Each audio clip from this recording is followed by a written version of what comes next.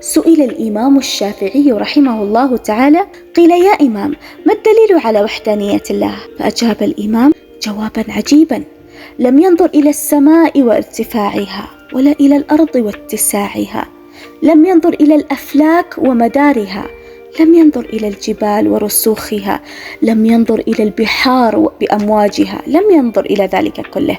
قال: الدليل على وحدانية الله ورقة التوت. الله أكبر!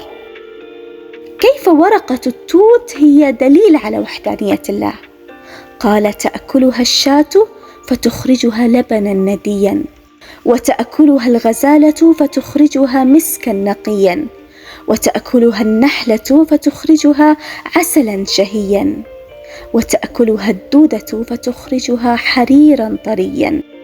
مسكا نقيا ولبنا نديا وعسلا شهيا وحريرا طريا، المادة واحدة والصنعة مختلفة، فمن الصانع؟ الله، إنه الله.